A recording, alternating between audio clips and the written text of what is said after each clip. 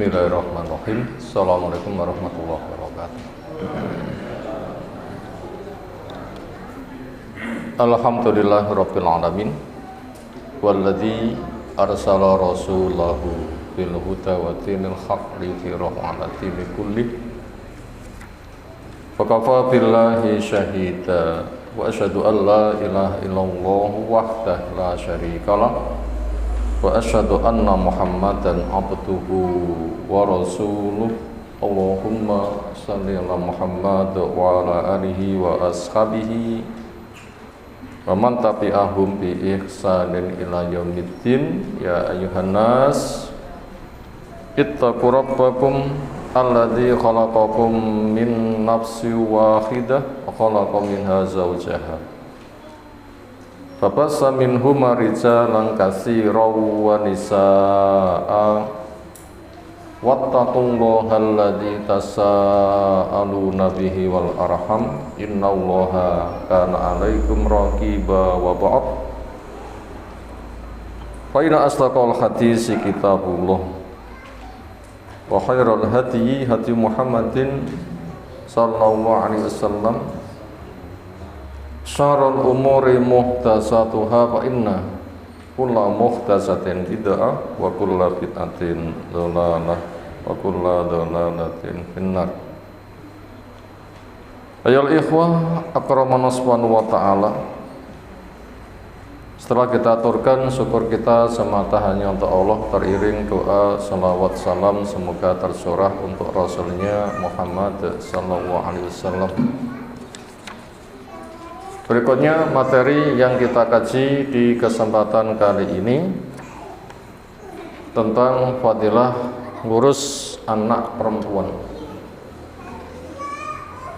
atau lebih global menyantuni kepada perempuan, entah itu anaknya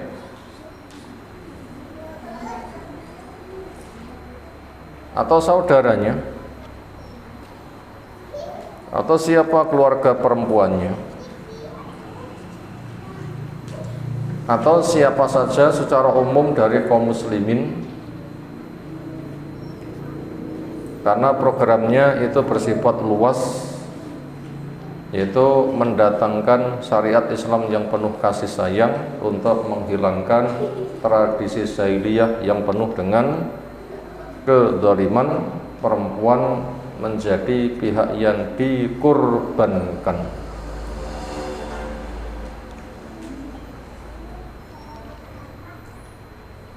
Sebagai materinya telah terbagi, ada dua hadis, ada pensyarahan, ada nukilan sebuah ayat atau dua ayat. Kita baca hadisnya. An Anasin, dari Anas radhiyallahu anhu. Biografi sekilas tentang Anas. Ibunya namanya Ummu Sulaim, bapaknya namanya Malik. Ketika Nabi datang di Madinah, Ummu Sulaim jelas menyambut keislaman. Sang suami namanya Malik moh, lalu minggat pergi ke Syam dan mati di sana. Sekitar 10 tahun Anas diperbantukan oleh ibunya untuk Nabi SAW. Tujuannya untuk kebutuhan dunianya, untuk melayani, kebutuhan program jangka panjangnya untuk cari ilmu. Karena Nabi SAW itu diikuti semua hal, ucapan, perbuatan, maupun ketetapan, termasuk cara jalan, cara buang hajat, itu dalil kabeh.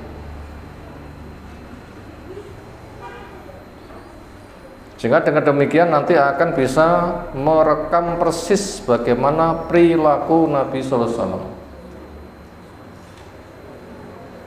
Anas termasuk yang didoakan oleh Nabi SAW panjang umur dan banyak anak, umurnya 100 tahun lebih, didahului oleh anak cucunya mati duluan enek 129.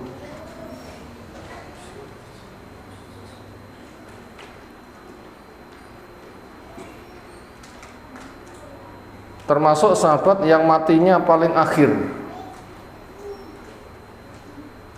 sehingga Imam Malik itu anaknya Anas, itu tabi'ut tabi'in, tapi nggak cetok pak ya. Begitu bapaknya meninggal sahabat habis, berarti Malik itu masih di dalam kandungan, begitu lahir wis kandui bapak.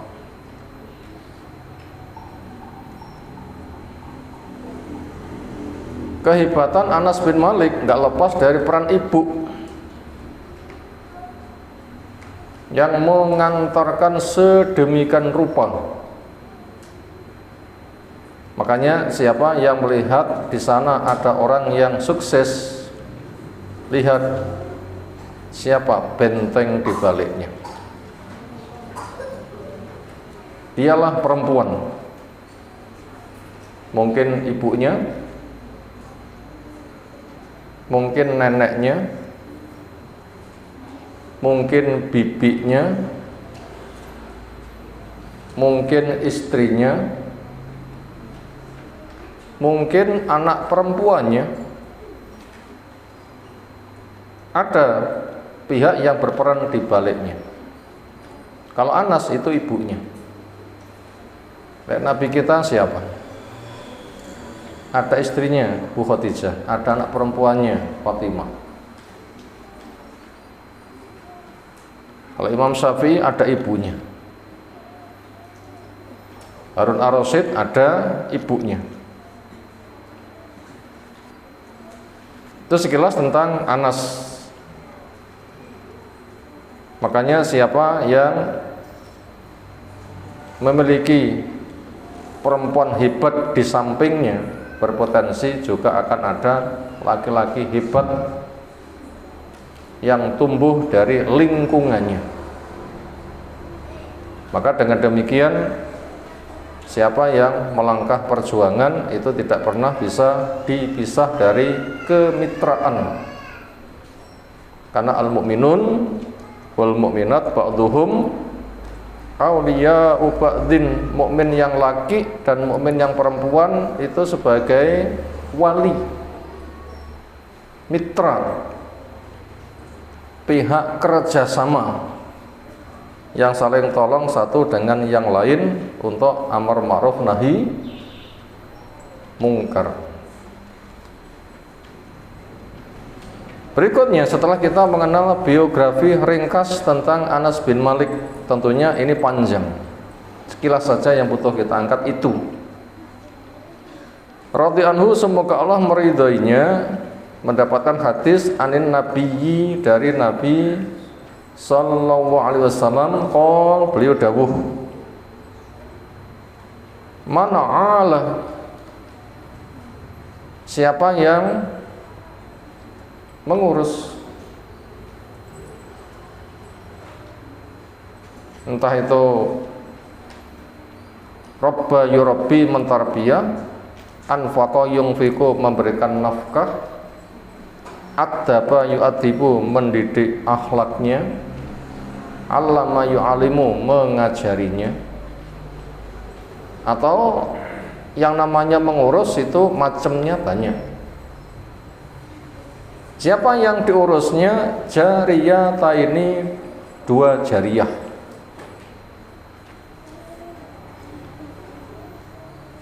dua gadis cilik, entah itu anak perempuannya, entah itu saudarinya. Lek sahabat ngurusi saudarinya gak sebatas loro, ning kemriyek akeh. Napa kemriyek? Ya, kalau bocah-bocah cilik mereka meriak ngaten. Siapa sahabat sing ngopeni saudara perempuannya? Akeh. Nanti lilo rabi cari janda. Lek ngopeni adike si istri enggak cemburu. Nek ra patek kesengkel bojone ya enggak patek nelongso nemen-nemen. Engko lek sing dirapi padha cilike ngopeni adike bojone cemburu, ngopeni bojone adike kemriyek. Mengke IP tukaran. Kan bermasalah kan. Makanya ketika itu ditanya, siapa yang kamu nikahi? Janda. Loh, kenapa enggak yang gadis? Dijelaskan. Ya wis lek ngono. Intinya adalah maslahat. Intinya adalah apa? Maslahat. Itu contoh Jabir ngopeni antek wedoke. Atau yang lain terserah.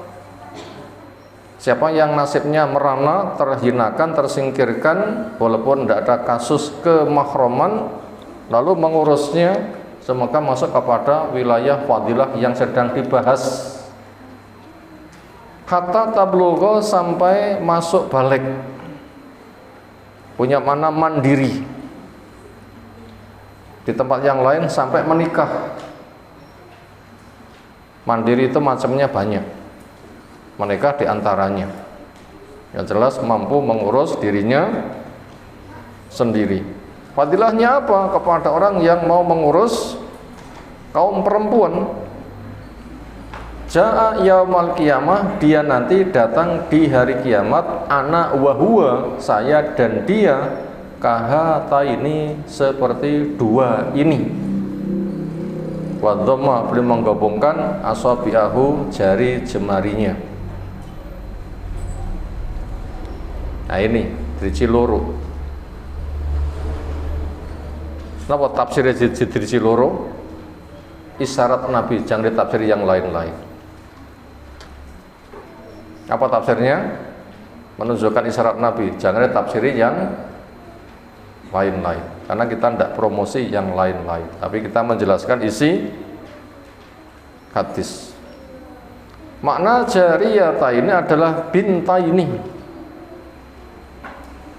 dua bintun, dua anak perempuan. Tadi hadisnya rawahu Muslim.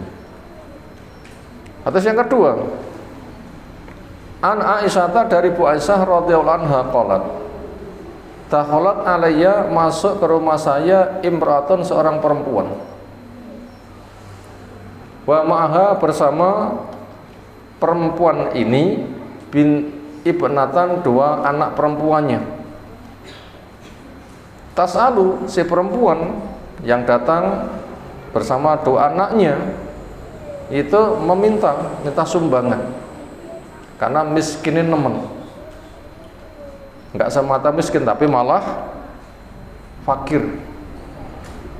Enggak semata fakir miskin tapi malah jadi kafilah dhaifah, penanggung yang lemah. Mungkin ngupeni awak saja enggak iso, andaikan kerja enggak seberapa, sudah kondisi abot, cik nanggung, abot mboten? Abot. Kondisi itu. Fakir kalau miskin nemen pundi? Nemen fakir. Di antara model fakir satu, kondisi butuh tapi enggak ada kemampuan kerja. Yang nomor dua, kondisi butuh, ada kemampuan bekerja tapi tidak tahu waktu bekerja. Yang ketiga, kondisi butuh, ada kemampuan kerja dan kerja tapi kerjanya tidak ada hasil. Ini fakir.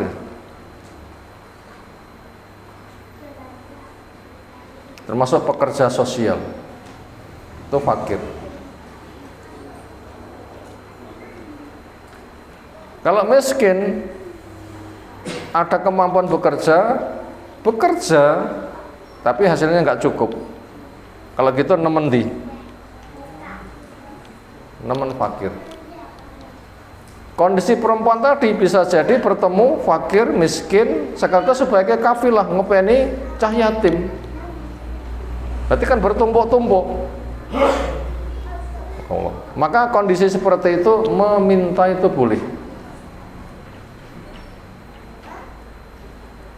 Wong miskin kalih pengemis sami napa beda?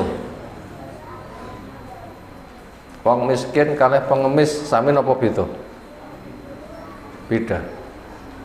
Miskin itu mampu bekerja, sudah bekerja, hasilnya gak cukup.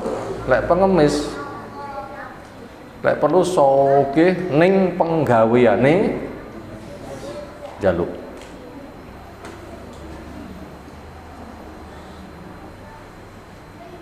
Kisah gepeng, cinten gepeng. Gelandangan pengemis. Niku donge dilacak wonten omahe. Kantonge duwite ra karu-karuan. Berangkat bermobil terus macak kiri terus ngemis, donge mari macak rapi terus teng bank utahe teng toko emas. Nek ngomah sapine bentung-bentung. Omahe jan.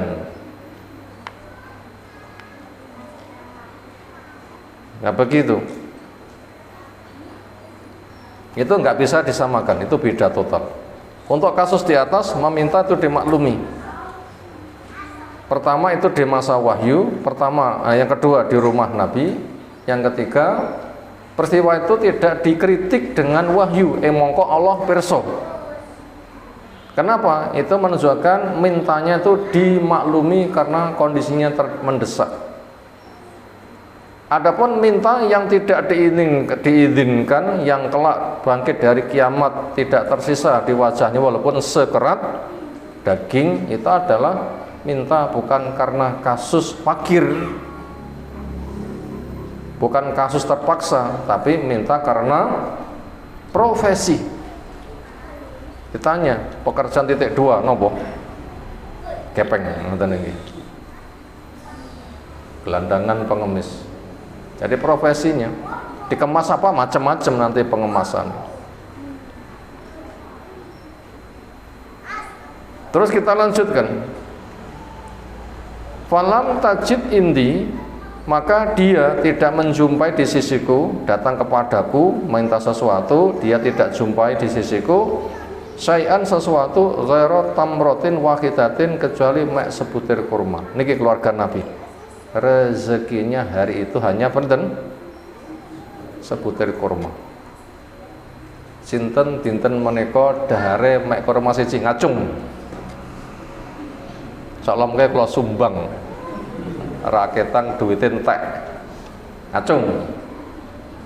Gak ada kan? Ayahnya ndak ada. Itu turah-turah. Kadang dipakan pitik dan bahasa semisal. Itu keluarga Nabi. Bagaimana sampai nggak ada rezeki seperti itu? Keterangan yang lain, 3 hilal itu dapur rumah Nabi nggak mengepul asap. Itu 2 bulan. Hilal, datang hilal sesasi, datang hilal berarti 2 bulan. Itu hanya kurma dan air. Apakah memang Nabi itu laki-laki suami yang miskin? Jawab, bukan. Tapi memiskinkan diri. Sesuai dengan doanya, Allahumma aini akhyini miskinan wa amitni miskinan wa ahsuni ma'az zumratil masakin. Ya Allah, matikan saya sebagai muslim, kumpulkan hidupkan saya sebagai orang miskin, matikan sebagai miskin, kelak kumpulkan juga bersama orang miskin. Ini bukannya asli miskin, bukan, aslinya kaya raya sekali. Paul Sugwi, siapa? Sahabat bersama Nabi sing sugih ngungkuli Nabi, ada? Gak ada. Nabi itu jatai bila ada perang itu 1/5 rampasan perang. Paul Sugih. Apa makna memiskinkan diri? Di antaranya untuk membimbing kepada umat. Jangan sampai jabatan untuk mengeruk kekuasaan. Yang kedua, untuk menghilangkan pengaruh kaya. Apa pengaruh kaya? Lalai.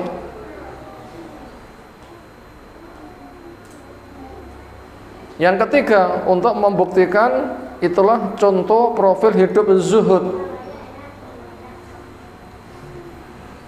Zuhud itu adalah mengejar yang manfaat, meninggalkan yang enggak manfaat.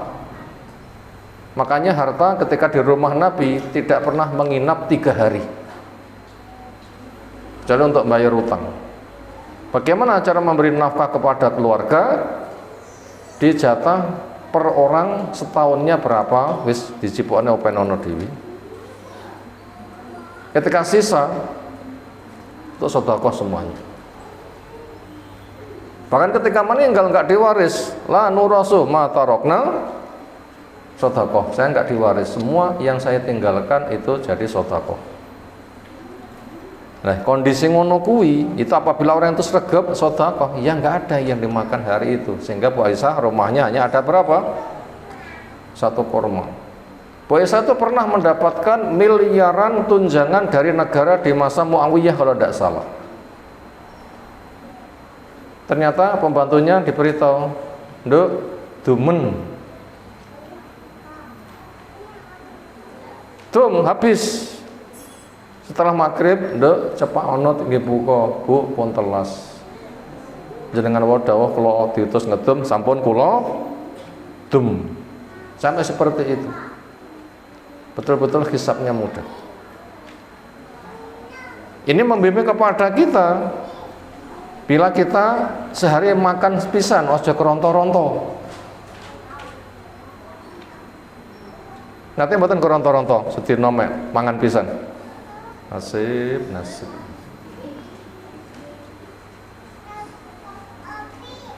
Nabi pernah mau sarapan fatur, ternyata nggak ada, ya tak poso. Loh, nggak ada yang dipakai untuk emplok-emplok di waktu pagi. Fatur. Ngono tak poso. Itu keluarga Nabi. Apakah sihnya nggak nuntut untuk mendapatkan tunjangan nafkah? Nuntut mboten? Nuntut. Terus putih pelayanan Nabi donge istri pada nuntut. Wes mulia dhisik pitungo yang keluargamu dewi-dewi. Pilih aro aku berjuang sabar, apa pilih tak cukupi bar kuwi tak pulih nih. Oh ngoten nggih. Tegas mboten jawabane. Lek gelem ngene ya yo. Dene enggak kuat, ya wis tak olehne butuhmu pira tak weki. Wis sak durung kamu bikin keputusan pitungo karo keluargamu. Apa kata Bu Aisyah? Wana mungkin bapakku dawuh, "Nduk mulia, keronto-ronto dadi istri Nabi." Gak mungkin bapakku dawuh ngono. Napa malah Hafsah, wis gombrang bapake. Pisan aja nyusah nen Nabi. Lek butuh matur bapakmu. Oh, nganti ngoten niku malah. Pak Nok dadi istri Nabi niku berat mboten? Mboten di ngotene tok. Niku dipisahi mboten diampiri sesasi, disumpah ilang. Enggak di ngonone tok. Sesasi enggak dijamah. Sumpah ilang. Sumpah untuk tidak mendekati istri. Renek sing dindangi sesasi. Berat mboten? Berat. Makanya kesabaran itu luar biasa. Jangan dikira dadi istri Nabi mubra-mubru. Lek mubra-mubru pahala moga-moga lah nggih. Lek mubra-mubru dunia enggak kesana. Maka untuk itu supaya mampu seperti itu, kendalikan ambisi dunia dengan memperbanyak puasa. Iki lah ibu-ibu sregep poso, soalnya mungkin mboten nemen-nemen. Tapi lah rasa keposo penggaweane ngemil. Mentino eteket hampir nih sedina ping pira. Iya. Iki gadah gunung anakan napa? Utange nggone etek ra karu-karuan gunung anakan. Nggih, nuwun sewu kula mboten nyindir ibu-ibu, kula mboten ngerti masalahe keluargane wong, kula mboten ngerti. Niku pelajaran. Itu hanya dijumpai 1 butir kurma. Fa'taituha, maka akhirnya aku berikan kepada perempuan yang membawa 2 anaknya. Kurma tadi saya berikan iya kepadanya. Gimana sikap ibunya? Faqasamat ha, lalu si ibu membagi sebutir kurma tadi baina penatai di antara 2 anaknya. Walam takul si ibu gak dahar.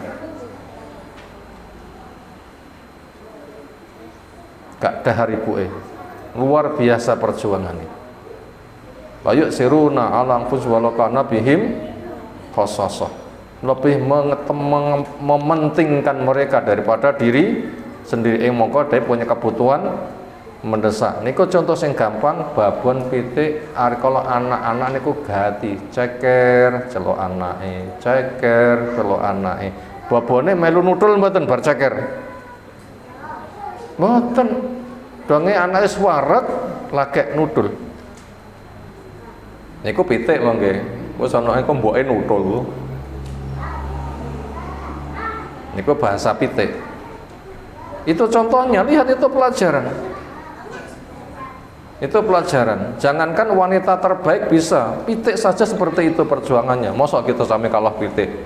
Bu, ra sumbut kalah ro pitik. Ngoten kira-kira nggih. Penak mboten dingonokne.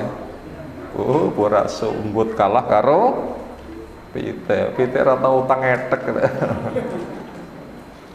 Nggih nuwun sewu, kula mboten ngerti nek sing utang ora mboten ngerti kula nggih pun sewu. Kula mboten ngerti masalah itu. Niku pelajaran maknanya begitu. Itu pelajaran.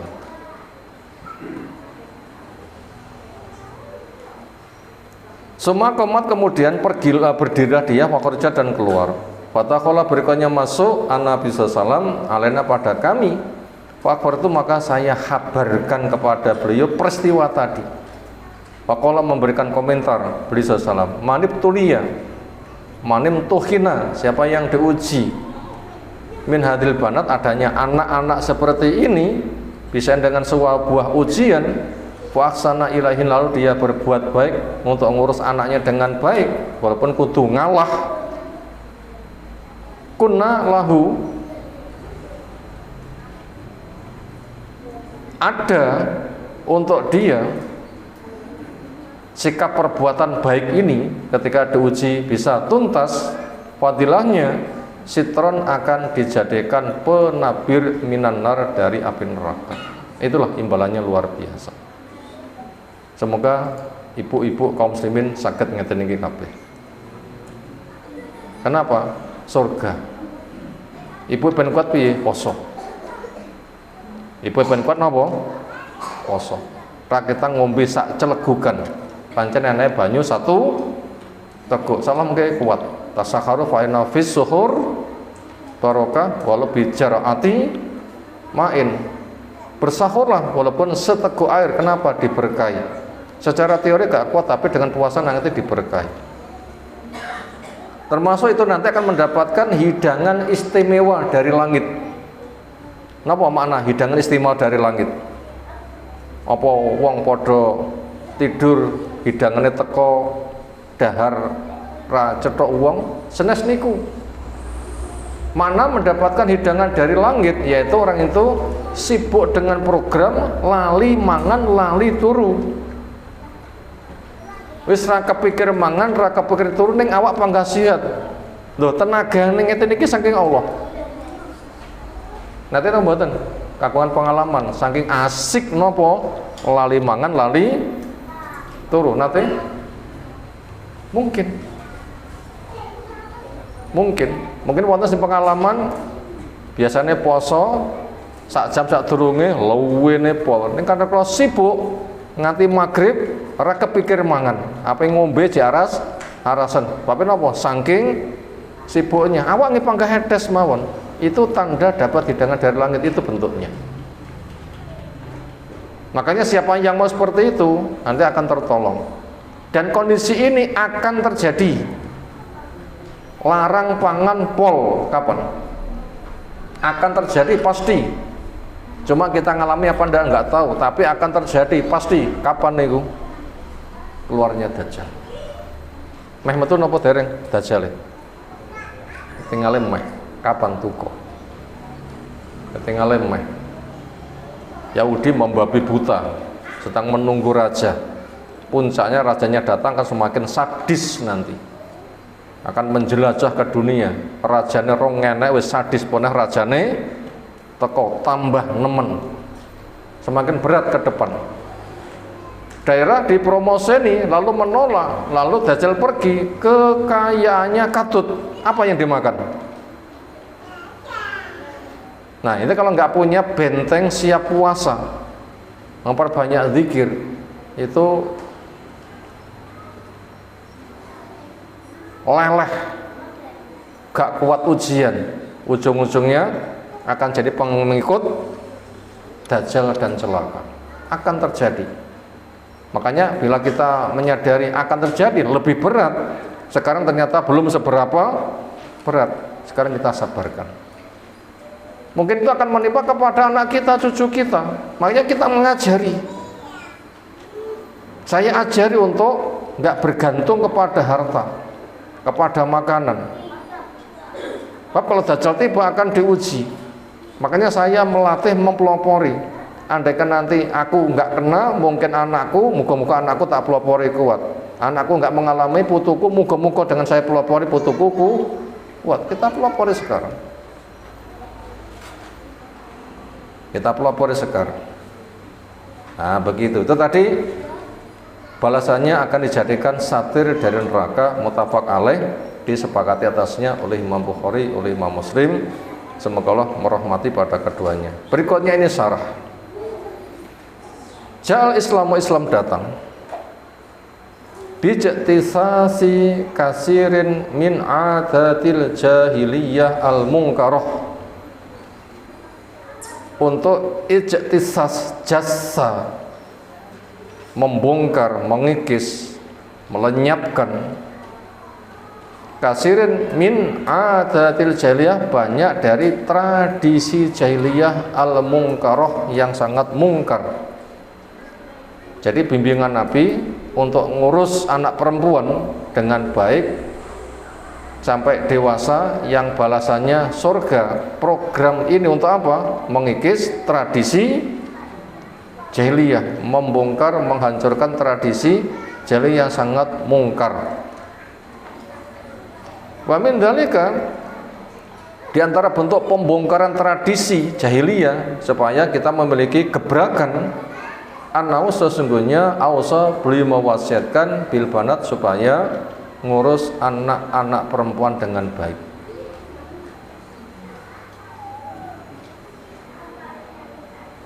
Wa harrama, dan Rasul mengharamkan wa'dahuna, menanam hidup-hidup anak perempuan. Wa qatlahuna, dan membunuh kepada anak perempuan. Karena tradisi jahiliyah itu menghinakan perempuan. Wa idzal mau'udatu su'ilat, napa terjemahane? Ketika anak perempuan dibunuh dengan cara ditanam hidup-hidup, itu ada di tradisi jahiliyah.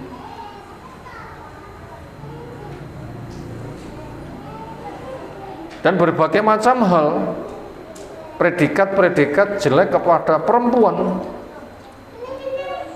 itu dikumpulkan, dihinakan. Nah, sementara Islam datang membongkar tradisi jahiliyah yang jahat itu, termasuk tradisi jahiliyah gaya Yahudi ketika istri haid makan bareng nggak gelem. Tradisi musyrik kepada perempuan yang haid itu dikene omah bubuk nek sorpring, nggak boleh pulang kecuali haidnya sudah habis. Habis nanti golek kotoran hewan, anak kucing lewat dibandem. Oh, haidnya wis digondol melayu karo kucing. Atau bahasa yang semisal, itu sangat dihinakan. Sementara Islam itu mengikis semuanya, di antaranya dengan supaya ngurus anak-anak perempuan fadilahnya begini-begini. Kasus perempuan sing ngompani anak, maka untuk dia diberikan kabar gembira, baginya surga. Termasuk menjadi suami yang baik adalah yang paling baik kepada istrinya. Senada dengan itu, tidak boleh memperlakukan istrinya itu bagaikan tebu, habis manis sepah dibuang, dicintai nome di gua sepai, dicintai nome di gua sepai, dan sebagainya. Nggak boleh. Tapi mereka diurus karena itu tanggung jawabnya. Apalagi suami mengambil perempuan itu memang dilamar, Maka itu harus diopeni apapun kondisinya. Kenapa? Karena awakmu dhewe kan sing njaluk. Ya openono untuk jaluk, kondisi orang tak jaluk diopeni wong tuane tak jaluk ya tanggung jawab. Makanya ketika orang tua melepaskan anaknya itu penuh dengan amanat. Anakku tak openi. Tak jaluk tak openi apa. Anakku ora tau tak jeweri. Awas. So lek nganti awakmu dadi bojone, pisan-pisan aja nganti nyuwanin jewer anakku. Kenapa? Kamu minta. Sementara ini sesuatu yang saya openi. Saya tidak meminta kamu untuk memberikan harta melimpah. Tapi yang ku minta, saya mengantarkan anakku masuk surga. Datuk jaluk, antarkan anakku masuk surga. Nah begitu. Saya ngopeni anakku karena ada perintah ku angfusakum bu ahlikum nar untuk masuk surga.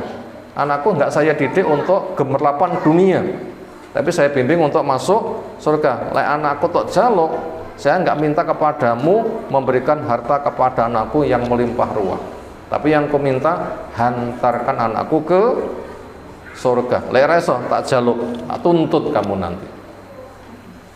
Itu laki-laki mengambil perempuan itu penuh dengan amanat.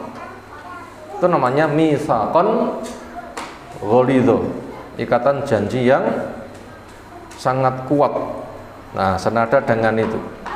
Makanya cinta Nabi kepada Bu Khadijah walaupun lebih sepuh, itu ternyata tetap lebih tinggi daripada istri-istri yang lainnya. Walaupun dengan Bu Aisyah yang dikatakan paling dicintai, itu kan cuma sesama yang masih hidup saja. Tetapi Bu Aisyah yang paling dicintai dengan Bu Khadijah, Nabi tetap lebih cinta kepada Bu Khadijah radhiyallahu anha.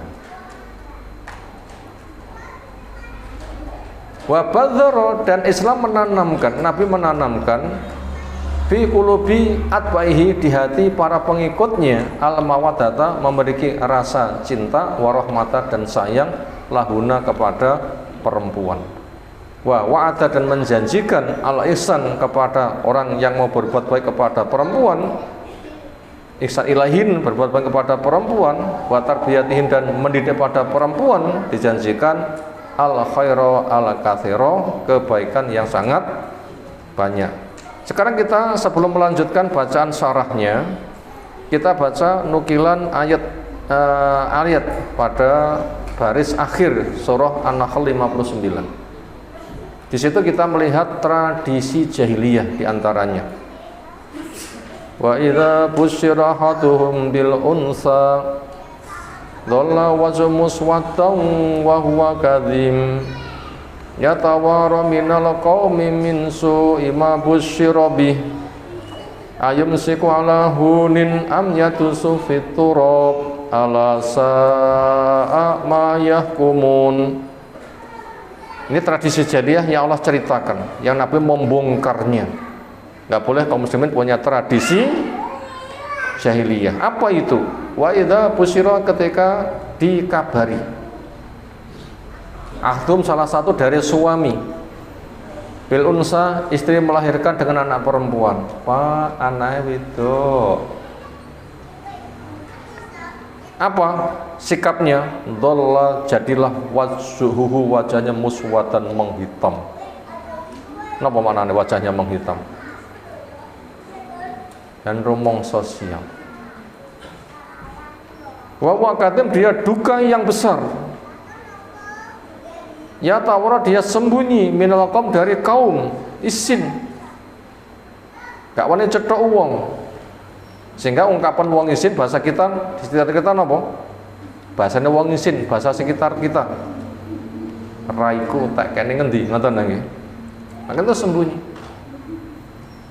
Min su'i ma busyira, dari jeleknya kabar yang dia dikabari dengannya. Akhirnya apa tindakan dia? Ayumsiku alahun, apakah dia menahan anak dihubungi dengan penuh kehinaan, am yatusu, atau membenamkan fiturab di tanah, bikin kalian cemplongne pendem urip-uripan. Ada tradisi itu, naudzubillahi min dzalik, itu tradisi jahiliyah. Ala ketawilah sa'a, sangat buruk, ma yahkumun, apa yang mereka putuskan sebagai tradisinya, perbuatan perilakunya. Ini yang dikikis oleh Nabi Shallallahu Alaihi Wasallam. Ini untuk kita semuanya. Makanya paling baiknya laki-laki yang paling baik kepada siapa? Perempuan. Entah istrinya, entah itu anak perempuannya, neneknya, bibinya, atau siapa saja. Nah seperti itu. Sekarang kita lanjutkan pembacaan syarahnya. Fa uhtija, maka bisa diambil hujjah fidzalika, di dalam pembahasan di atas, untuk berbuat baik kepada perempuan sehingga ngopeni dengan baik baginya surga, bisa diambil hujjah dengannya ila sabri, supaya memiliki sikap sabar, wal ikhlasi, dan tulus, minal munfik, dari orang yang memberikan nafkah alaini, kepada perempuannya, ma husni niyati, dengan bagusnya niat, fa'aduma, maka akan besar al ajru, pahalanya. Fakana, maka jadilah dia pahala besar nanti di akhirat. Apa? Di antaranya rafiqon nabi, menjadi teman Nabi Sallallahu Alaihi Wasallam. Nabi di surga, ya di surga kalau begitu. Makanya laki-laki ketika diuji dengan perempuan yang banyak, makanya ke depan tuh imbalannya tuh apa? Surga, termasuk ngopeni janda-janda, apalagi bersama yatim, yatimnya juga perempuan. Itu fadilahnya besar. Makanya kita harus berangkat ngopeni keluarga kita sendiri. Ojo alasan ngopeni rondo ning milih ya milih, tapi yo ngono ya ngono, tapi yo ojo ngono. Lek rondone cek nom ayu, anake rapate akeh, ya warisan akeh, haupenane. Itu namanya pilih-pilih. Lek nanti begitu, nanti ya malah menjadi proyek yang mengerikan. Apa? Mengejar janda untuk menciptakan janda. Nah, ini bahaya. Lek ngopeni rondo kono, bojone malah dadi rondo, ya ndak oleh. Nek pancen ngopeni kono kene diopeni apik, turah tenaga, open-open tambah. Ngoten to nggih? Nah, kudune ngono. Aja ngusungi boto, cetuk boto sing apik diguwang ngusung sing kono. Ya mesane boto druncalne pecah. Ya. Nek pancen sing ngusungi boto ya pancen cek kuat tenagane, boto sitok tambahi. Cek kuat tambahi, cek kuat tambahi. Lah kudune ngono, dadi botone kowe utuh kabeh. Botone untuk kabeh. Nah, ngopeni botol sitoke ora iso, ngapain nggo botol loro ya. Nah, beresiko nanti rezekine. Pecah nanti jadinya. Berikutnya, faedah yang terkandung yang ada di syarah wa fil hadis, di hadis ini, fadlul infaqi, fadilah memberikan pendanaan alal iyal, kepada keluarga. Itu infak, bukan beban. Hatta mata jalu fi muraatik, sampai rezeki yang digunakan untuk kepentingan keluargamu itu infak. Makanya infak yang paling gede pahalane teng pundi? Teng masjid, dana jihad, wong ngopeni anak bojo. Pundi infak yang paling gede pahalane? Nggih, ngopeni anak bojo itu paling besar. Paling besar, ngalahne infak dilebokne yang kotak masjid, ngalahne infak kangge dana jihad walaupun ke Palestina. Nah begitu. Kenapa? Ke Palestina itu kepentingan bersama, tapi keluarga itu adalah kewajiban pribadi. Sosial itu jauh, dekat duluan. Makanya air mengalir, meresap atau mencolot. Filsafate air meresap apa mencolot? Enak, banyu mencolot. Namanya air ya meresap. Sing kene wis bek, milihne berikute. Makanya infak terbaik sing ngopeni anak bojo. Aja pikir wah ora tau infak, entek digondol mboke pamane ngono ya. Wis pancen ngisane timbo bolong ora bek-bek wis keronto-ronto ae. Ndak boleh. Itu justru infak yang paling besar. Infak yang paling besar. Tapi pun diambil kesempatan, wah lumayan bojoku bener antek nih pencetuane wong liya. Malah elek ngene niate lho. Enggak boleh punya niat jelek seperti itu. Karena sebaik-baik orang itu yang memberikan jasa, bukan yang menghabiskan jasa. Memberi jasa, bukan menghabiskan jasa. Napa sing saya ikut memberikan jasa, bukan menghabiskan jasa. Untuk apa? Ta'awun al birri wa taqwa. Wala siyama tidak terkecuali al banat kepada anak perempuan. Wabil hadis juga pelajaran hadis ini al hasu ala sodaqati mendorong untuk sergap sodakoh bima qolla walaupun sing disadokoh ini cilik.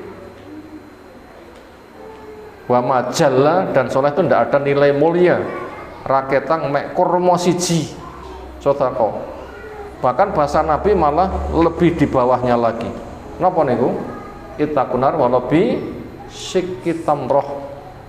Jaga dirimu dari neraka dengan sedekah. Raketang sing tak sedekahne bukan satu tapi malah sesigar. Sehingga nggak boleh orang itu punya alasan saya nggak sedekah, nggak boleh. Semua tuh wajib sedekah. Nek ra duwe sedekah terus pundi carane? Musim jambu tanggane jambune akeh gogrok. Ini kemauan ditembung. Mengke latare kula sapunane nggih, jambune kula usengne wangsul nggih. Nggih apa? Tasih kathah fungsi. Saged mengolah jambu gogrok. Saged. Terus pundi? Ya digolek-golekane wedhus, digolek-golekane kelinci. Nggih, pakan wedhus, pakan kelinci sing elek-elek sing apik-apik nggih diirisi terus dicor banyu anget wae gula. Dadi napa jenenge? Nanisan ngene ku sedekah. Disukone tiyang wah enake kok ngendi? Apa cerita jambu kok grok ora doyan. Pencinta jambu gogrok, bisa kan sedekah itu berapa itu dananya? Lah gulane, yo pekarangane tanduri tebu, mosok ora iso. Kreatif tanduri tebu ngoten pekarangane, mangke saged. Saged. Niku rasah tuku ngoten niku. Makanya di zaman Nabi hari Jumat itu hari istimewa. Kenapa? Ada perempuan yang kreatif. Apa sedekah? Dari mana? Oh pancen sugih? Mboten. Niki pundi? Kreatif nandur. Wonten kalen ditanduri capar. Niku sing dicabuti. Mungkin diolah tiang mulai Jumatan mampir mendapatkan suguhan. Niku jadi langganan para sahabat. Jadi langganan para sahabat. Sedekah hari Jumat. Itu ada perbuatan seperti itu. Itu perbuatan sahabat. Makanya kita jangan malu untuk bersedekah. Termasuk kita memiliki barang-barang bekas daripada mek dibong klumpokno. Nanti nglumpukake cek payu. Itu nanti bisa ditampung. Sehingga jangan sampai kita merasa malas sedekah alasannya enggak duwe apa-apa. Asalkan kita bisa mengolah itu enggak ada yang barang itu membuang. Bahkan ada pengusaha sukses hanya sebatas mengolah limbah. Ini kok biayanya murah nih bisa ngolah nih dadi luar biasa. Napa malah saged membuat fermentasi dadi rabuk, malah mahal niku mungkin. Yang kita butuhkan itu adalah kecerdasan. Tapi di situ juga ada pelajarannya alayah takiral insan jangan sampai manusia merasa hina ma yatasaddaqu apa yang ia sedekahkan. Ngene kok ya pantes jangan ngono. Amrih pantese piye carane? Wafi dan situ juga petunjuknya siddatu khirsi Aisyah sangat kuatnya ambisi Bu Aisyah radhiyallahu anha ala sedekah untuk bersedekah. Raketang enak ekor siji disedekahkan. Kenapa? Semangat sedekah. Wafi dan juga ada pelajarannya anak nafkah semuanya nafkah alal banat kepada anak perempuan wasa'ya dan ngurus kepadanya min afdali amal bir termasuk paling utamanya amal kebaikan al-munjiyah yang bisa menyelamatkan minan nar dari api neraka.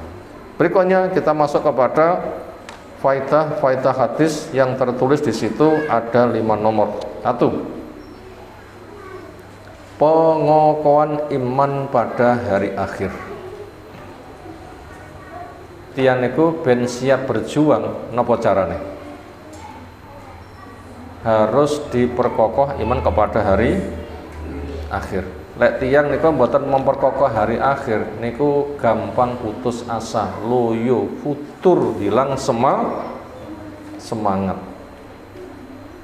Makanya biar etes siap berjuang, maka perkokoh iman kepada hari akhir.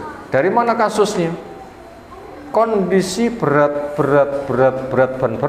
biar ringan, termasuk ngurusi keluarga yang perempuan terasa berat supaya ringan, maka ingat siapa yang mengurus kepada 2 anak perempuan diberikan balasan baginya surga.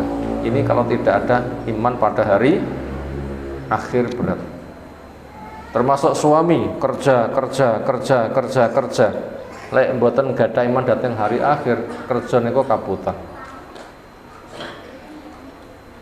Tapi kalau ada iman kepada hari akhir, nanti akan enteng.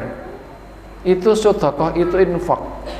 Luwih gede daripada infakmu tok encemplongne yang kotak masjid dan dana jihad. Cek luwih gede ngopeni anak bojo. Ini kalau mikir itu sebagai cari pahala, kerja nanti buat laki-laki akan terasa ringan.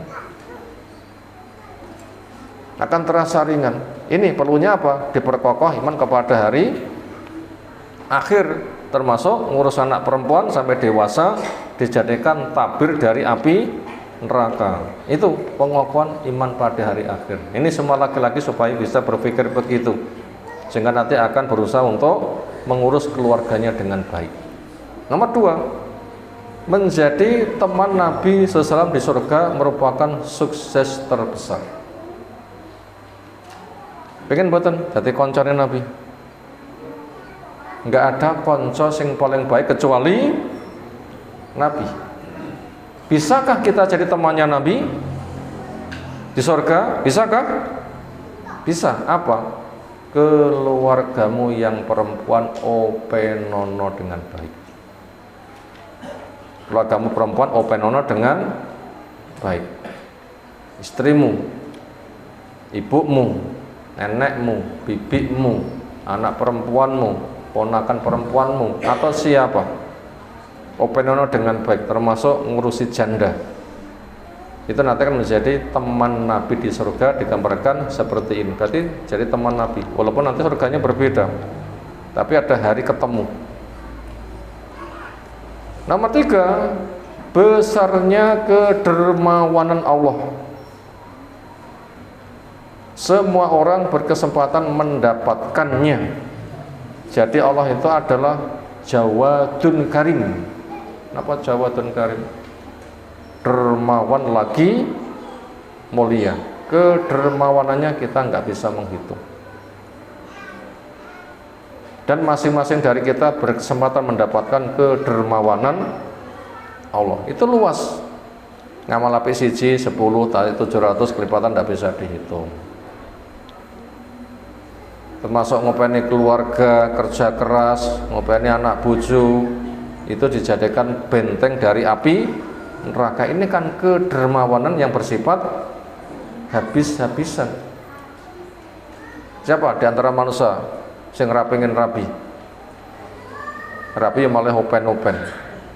Ini cara untuk memancing apa? Kedermawanan Allah, karena itu infak yang paling bagus. Nomor 4, orang cerdas dengan tanda menyambut kesempatan. Jadi kalau kita termasuk cerdas, ternyata setelah tahu, ternyata beban yang kupikul selama ini ada termasuk amalan yang sangat luar biasa, ia sambut. Dia nanti akan luar biasa ngopeni keluarga dengan baik. Nomor 5, cara mudah untuk mendapatkan kedermawanan Allah dikaitkan dengan menghapus tradisi jahiliyah yang menghinakan kepada perempuan. Apa itu? Lembutlah kepada anak perempuanmu, sayangilah kepada anak perempuanmu, santunilah anak perempuanmu yang dihinakan oleh tradisi jahiliyah. Hapus tradisi jahiliyah yang menghinakan perempuan. Yang perempuan itu mungkin ibumu, istrimu, nenekmu, bibimu, anakmu, keponakanmu, atau siapa. Yang jelas tradisi jahiliyah itu adalah menghinakan perempuan. Sehingga ada ungkapan dari tradisi jahiliyah adalah ayu dirayu elek dinyek. Termasuk tradisi apa? Jahiliyah, ayu dirayu elek dinyek. Makanya program jahiliyah itu adanya emansipasi. Apa emansipasi? Program persamaan gender. Napa ke maknane? Perempuan memperjuangkan dirinya supaya bersejajar dengan laki-laki. Sehingga semua perilakunya, semua lapang kehidupan terjun bareng dengan laki-laki. Katanya apabila bisa itu adalah mengangkat derajat perempuan. Sebenarnya itu adalah sebatas jebakan saja. Karena orang yang punya program itu, programnya tinggal dua. Lek perempuan sing keluar beremansipasi itu ayu, dirayu, lek elek dinyek. Nah begitu. Napa bukti nih? Lek ayu didadekne penjaga toko, wis sing toko ben laris. Lek ayu jadi penghibur di acara-acara. Sampai pengajian, nada dan dakwah itu melibatkan sinten? Perempuan. Dainya berjoget dengan qori'ai, sitok ganteng, sitok ayu. Yang satu punya tugas menyampaikan mati, sitok qori'ai. Kan dua disik, jogetan disik. Sama itu sebenarnya. Itu bukan mengangkat derajat perempuan, tapi itu menghinakan perempuan. Menghinakan perempuan. Ini pokoknya lek ayu dirayu, elek dinyek. Dan nanti itu bisa membuat cinta suami pada istri habis. Kenapa? Sak kantor koncone nom-nom ayu-ayu, asik nek kantor gak betah nek omah. Lek roh kanca ayu nek kantor, nek omah cocok bojone cebleh. Mati rasa. Atau hal yang semisal. Dan nanti akan membuat dosa. Karena perempuan bila keluar itu setan menjadi juru rias. Aja jadi juru rias. Maka itu dikikis. Makanya ketika Islam memberlakukan perempuan dengan sangat ketat, ini penghormatan. Pertama, supaya banyak tinggal di rumah. Sing jenenge ratu niku tinggal di rumah napa kluyuran. Sing jenenge ratu. Ayo, wonten pundi? Ratu, nek omah apa kluyuran? Dengan persane ratune tawon. Niku paling subur mboten? Paling subur, paling lemu, paling makmur. Hidangannya yang paling bergizi. Tugasnya untuk mewujudkan generasi. Punya anak buah yang sangat banyak. Bila koloninya gitu besar, luar biasa. Itu perempuan tinggal di rumah. Penghormatan. Mendapatkan pelayanan. Terjaga. Mila nongkon niku jar-jaran kalih dibrongsong, merusuh sing pundi? Ayo nongko. Jar-jaran kalih dibrosong, merusuh pundi? Merusuh dibrosong. Maka perempuan itu sangat dimuliakan. Wa qarna fi buyuti, untuk memuliakan perempuan. Makanya perempuan jangan jadi PLO, perempuan lali omah. Nah, tidak boleh itu. Yang kedua, ketika keluar nutup aurat. Kenapa? Lek nganti nggak ditutup aurat, ayu dirayu, elek dinyek. Semua tuh keluyuran, tua, elek loh. Oleh ayu disuwiti. Nggih mboten? Jawili, cetot bokongi. Resiko. Apalagi orang Arab dindeki mobil, gawa, dihinakan, selesai buang. itu ada sebagian seperti itu, walaupun nggak di sana saja. Nggak di sana saja, tapi banyak. Tapi itu sebagian cerita mengatakan seperti itu. Demikian juga supaya ada mahram. Ada mahram ketika safar. Artinya untuk menjaga keamanan ketika dulu banyak bencana, maka butuh mahram bukan semata safar, tapi keluar itu ada bencana. Makanya termasuk ke pasar, sekira suami itu longgar ya terno. Tujuannya engko lek wayah mulai kesel ojo nganti ditawani, ya Mbak bareng. Lek nganti bareng teko omah konangan bojone wae tukaran niku mungkin. Semuleh kono apa lunga kon rasa mulih. Kenapa? Cemburu. Makanya orang dulu itu kalau tidak terpaksa itu tidak keluar rumah. Makanya kisahnya Asma itu kenapa? Sampai memetik hasil kebunnya berjarak ada 1 farsah. Berapa 1 farsah itu? 9 kiloan.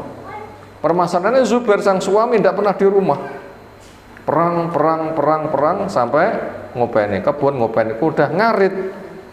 Nah ketika itu sedang pulang, rombongan Nabi itu berbarengan, ternyata diberikan isyarat barengo sing glundang. Apa kata Asma? Gah, suamiku pencemburu. Kayak itu bareng uang konangan bojoku prayo kudang ngene. Ya itu kudangnya bayi mboten napa-napa lho nggih. Itu kudangnya suami. Marah menggunakan bahasa kudang berarti kan marahnya habis-habisan. Itu untuk penghormatan bukan untuk penghinaan. Makanya bila kita membaca buku tulisan Syekh Jamil Muhammad bin Jamil Zainu, itu pengakuan para perempuan barat, tokoh barat, para orientalis, ternyata emansipasi itu bukan memajukan perempuan tetapi cara untuk menghinakan perempuan, ujung-ujungnya memancing perempuan keluar rumah. Lek ayu dirayu, lek ayak di nyek, ujung-ujungnya nanti dilacurkan, ngerusak keharmonisan rumah tangga. Kisah pegawai sak kantor terjadi penggerebekan apa masalah? Kisahnya banyak. Terjadi penggerebekan di mana? Naik mobil enak, naik hotel ya enak. Nah begitu loh ya. Dan macam-macam. Itu permasalahannya kan memang sengaja memancing keluarnya perempuan. Maka dengan demikian Islam menjaga perempuan dengan luar biasa. Nah, tema yang kita bahas itulah ternyata ini perkara yang sangat penting untuk kita semuanya. Demikian yang kita sampaikan. Semoga apa yang telah tersampai Allah berikan ilmu bermanfaat untuk kita semuanya. Ada tanggapan silahkan. Sekira cukup, kita tutup. Subhanakallahumma bihamdika asyhadu an la ilaha illa anta astaghfiruka wa atubu ilaik. Assalamualaikum warahmatullahi wabarakatuh.